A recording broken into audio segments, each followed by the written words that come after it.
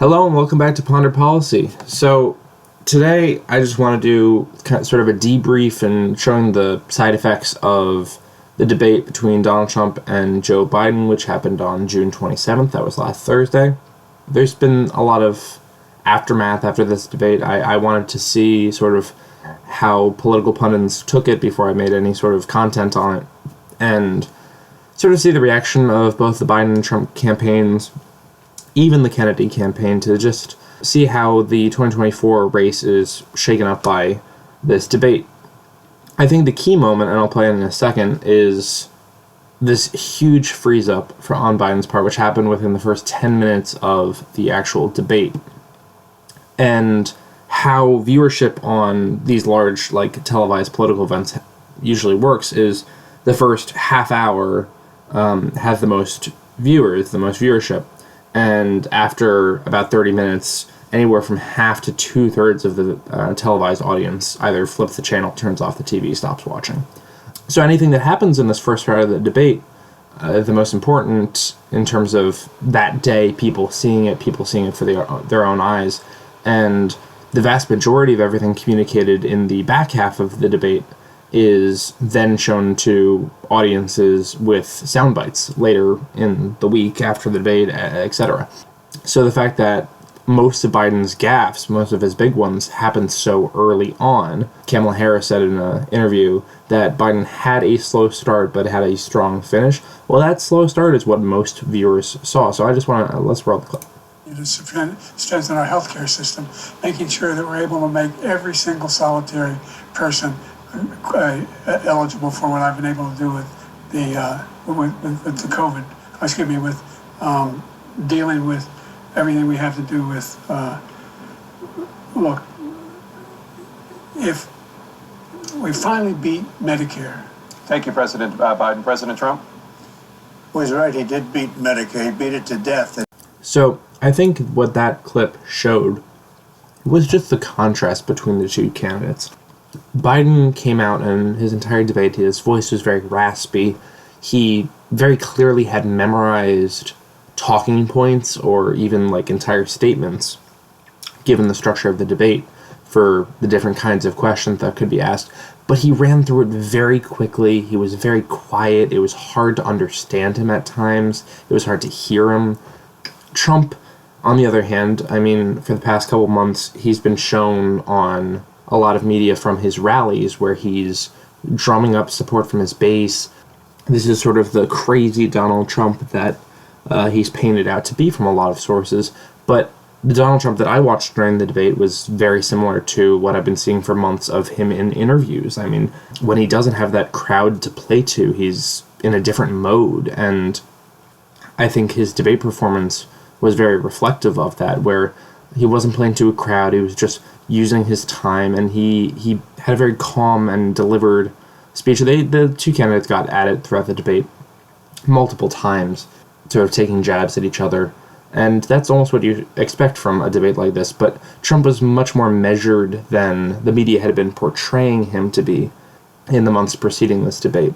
So when viewers who maybe are tuning in to see Donald Trump live for the first time, Joe Biden live for the first time in a long time, the contrast is striking when they're side by side like this.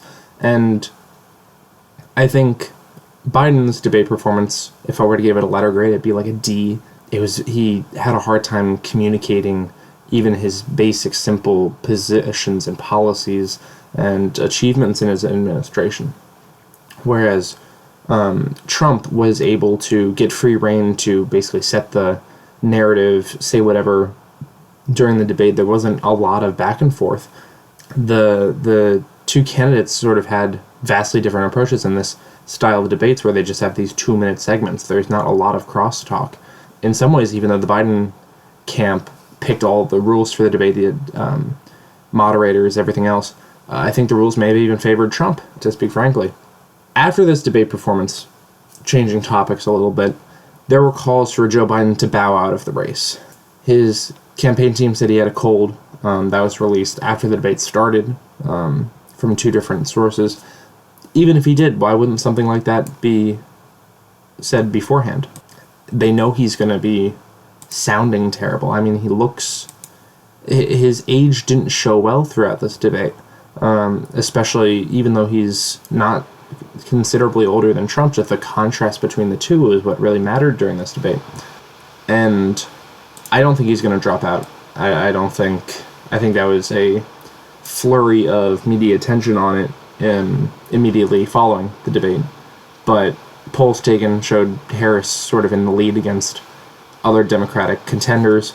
The issue with all these is that is mainly about name recognition. Obviously, the vice president has more than any other candidates. I think the top four are only the people you're going to see in your newspaper or reading news online fairly regularly.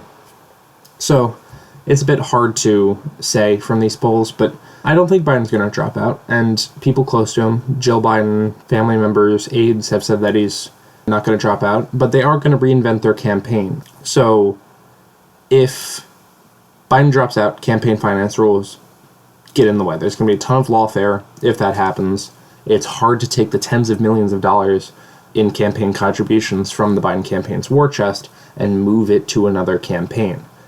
There's a lot of legal protections about that.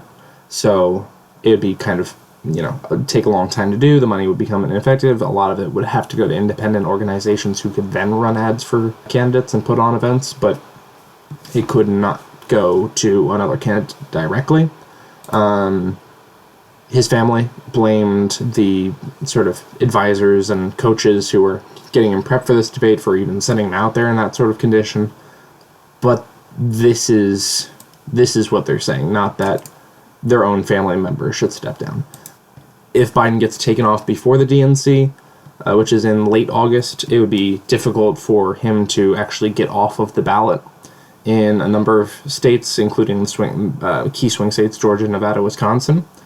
In the event that he somehow gets either taken out or drops out after the Democratic National Convention in the state of Wisconsin, a key swing state for Democrats, to win in this election, one of their easiest pathways to victory right now, Biden couldn't be removed from the ballot after the DNC unless he either has the 25th Amendment invoked on him, he dies, or is ruled mentally insane by a judge. And none of the three things are in any way reliable to happen.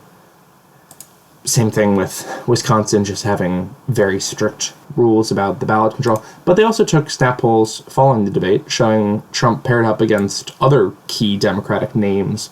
And Trump is performing similar against them to Biden anyway. Performs the same against Harris.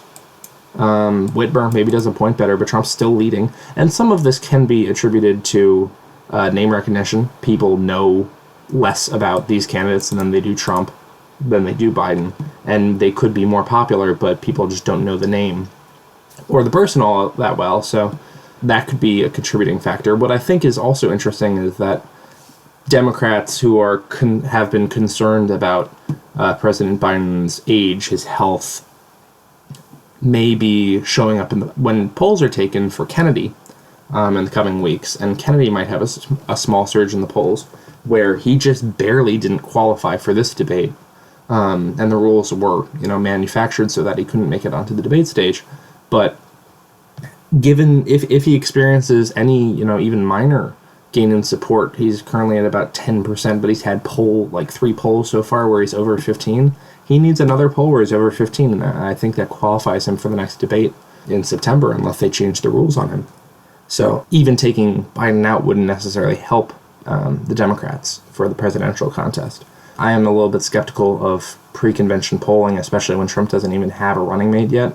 I think him winning the popular vote by 2 to 3, while maybe unlikely after this debate, it's not impossible. But while it's unlikely, it just shows that the trend is moving in his favor. I think this morning consult poll for Biden, you get results like that. And also what's important to remember is that the Electoral College decides the presidency, and Democrats on this Electoral College map have to win the popular vote by 2.5, 3.5 points, depending on how things actually turn out, in order to actually win the presidency. So I don't think that people who voted for Biden in 2020 will vote for Trump in large number in 2024. But they will be either not voting on the presidential level or voting for a third-party candidate like Robert F. Kennedy Jr. So you're not necessarily going to see Trump's numbers improve over the coming weeks, but you might see Biden's drop off. Kennedy likely to get more than this 10% in the coming weeks. Now, in terms of how that impacts the electorate, with Democrats being dissatisfied over Biden, saying he should potentially drop out, Biden having a terrible debate performance, Biden's now restarting his campaign. He's doing a lot more public appearances. He had a rally in Raleigh, North Carolina, the day after the debate, where once he's back on a teleprompter at a relatively quote-unquote normal hour of the day, I mean, that rally seemed much more convincing or reassuring, but the issue is that swing voters, people outside of the dedicated base, aren't watching those kinds of rallies. Yesterday, he delivered remarks on the Supreme Court case on Trump's immunity, and I think he's going to be, over the course of the next 4 months. 4 months until Election Day is an eternity in politics, and Biden is going to, be hard-pressed to rebuild his standing and recoup from this debate. There's another debate in late September. But in terms of demographics of who's watching this debate, how is it going to impact things? I think especially suburban Americans who are statistically, I think, a little bit more likely to be watching these kinds of televised political events anyway. Those are important demographics in places that are likely to have less turnout for Biden anyway in this election as per recent polling. So take the state of Pennsylvania, I think a key example. 2016, Trump won the state. He did much better in this sort of eastern Pennsylvania, all suburbs. The northern part of this is mainly suburbs, the far outer suburbs of New York City. The southeast is for suburbs of Philadelphia. He did very well in Bucks County. He did okay in Chester County. And then Biden comes along and crushes him in these suburban areas and runs up the numbers, wins the state by over a point. He does well in Erie, which is also not metropolitan, not rural, but sort of that suburban in between. And I think all of those demographics, these suburban voters, are watching this debate, and they're not necessarily going to vote for Trump if they backed Biden in 2020. Whatever reason they had to stand against Trump then still applies. But if you even improve marginally in these numbers to have these people turn out for either not voting on the presidential level or voting for a third-party candidate, Trump can make huge headway in a state like Pennsylvania. He's already improving in minority inner-city communities, 8, 12 points, and even better in other places than Philly.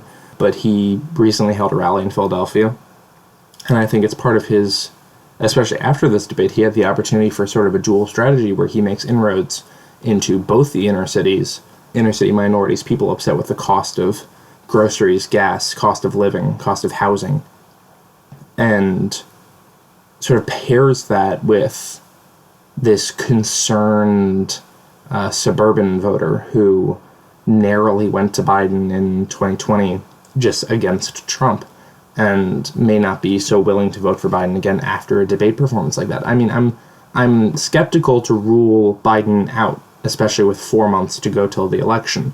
Certainly Trump is favored right now following that debate, and it shows in the polls recently.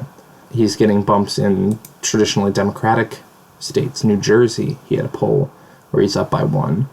Oregon, he had a poll randomly where he's up by 3, Trump. And New Hampshire, same deal. And I think that sort of shows that states with sort of these large Democratic bases where Biden improved on Clinton because people wanted to vote against Trump, not necessarily for Biden in 2020. But if you just have those people not turn out voting for Biden again, Trump is going to make inroads into these states. I think he's already set to flip Georgia, Nevada, probably Wisconsin, but I think Pennsylvania, huge state for that. Minnesota, when you already have Dearborn, which had huge Democratic turnout in a largely Arab American community. But if that group base is already not turning out for Biden over the war in Gaza, if you add in the suburban vote, which again Trump did better in 2016, he improved on these margins, mildly. And Trump and Biden just outperformed it, and he won the state by nearly 3 points. But in addition to Dearborn going the opposite way, maybe driving up rural turnout for Republicans, you're in a position where Trump can make inroads into states like Michigan, suburbs of Georgia where people are upset over the cost of living. People are, even though that's a growing metropolitan area in Atlanta, going to be more traditionally Democrat. I think Trump is on pace to win Georgia by 3, 4, 5 points. Same with Arizona, large suburban base. They're actually, for the first time, even though huge growing suburban community in Arizona, stopping more construction due to water constraints, but Arizona might have a shift back to the right as people who voted against Trump in 2020 might not be as motivated to vote for Biden this time around. And I think in this post-debate sort of fallout, I think Trump is heavily favored to win Georgia, Arizona, Nevada, whole Rust Belt. He's doing very well in Virginia and Minnesota polls. Whether or not those can be fully trusted, I'm still skeptical. But I think that debate, people underestimate how much this changes the few undecided voters, the few swing voters, the few ambivalent Biden voters from 2020, and how big a change that can actually have on the electorate. I mean, having even a few point shift in that independent and moderate or undecided voter category is huge for a national perspective, and can see a lot of these states that were very close in 2020 go back into the Trump column. So let me know what you think in the comments, and thank you for watching.